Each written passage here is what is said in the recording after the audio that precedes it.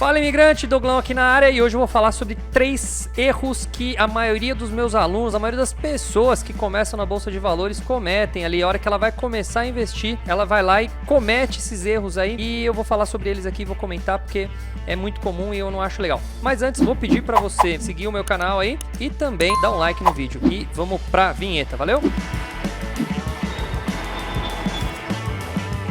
Bom, erro número 1.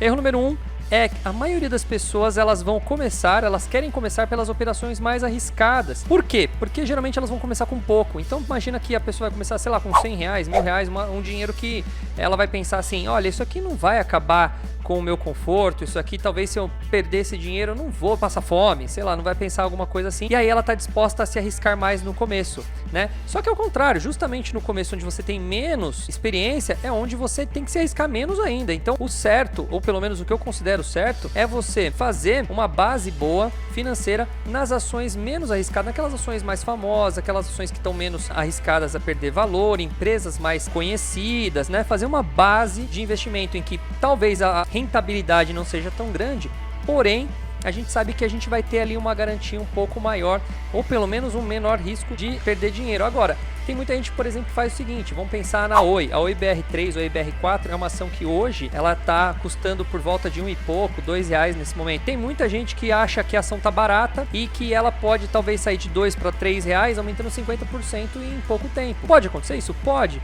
mas assim como ela pode também sair por ser uma empresa que está numa situação deficitária, com prejuízo, bastante dívida, valor patrimonial muito baixo, né, patrimônio líquido muito baixo, ela não é certeza, né, não há grandes chances de crescer. Então, a gente tem que entender que se arriscar demais, você se colocar mais no começo, nem sempre é bom. A gente tende a ser meio otimista, né? Então o cara fala assim, olha, eu vou pegar 1000 reais e eu vou transformar em 10 mil. Aí quando eu transformar em 10 mil, aí eu já começo a ficar menos preocupado com isso, né? E eu vou pulando para opções menos arriscadas. Eu acho que é o contrário. Você tem que começar com as opções menos arriscadas e depois, na hora que você tiver uma boa base financeira, você começa a pegar um pouquinho do seu patrimônio e se aventurar em opções mais arriscadas, tá? Tem muita gente que começa por day trade, opções, porque são coisas que, gente, a internet tá cheia de gente prometendo milagres com day trade, milagre com opção.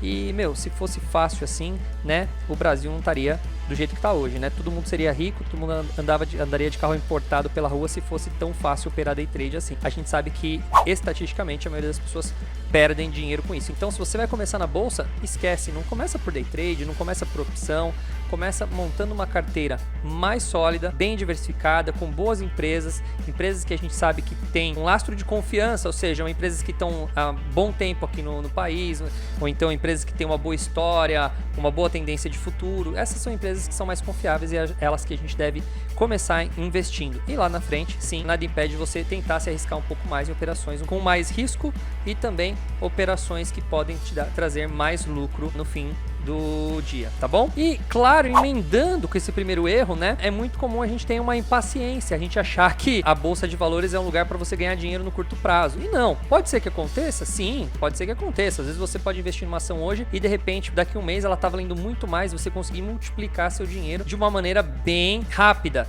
Mas isso não é o comum, tá? O comum da bolsa de valores é você ir adicionando valor conforme o tempo e tendo uma rentabilidade pequena, uma pequena rentabilidade, porém, claro, eu vou defender aqui a bolsa de valores como uma ótima opção para você, uma rentabilidade melhor do que renda fixa. Então, a gente tem que entender dessa maneira, mas a impaciência ela corre muito.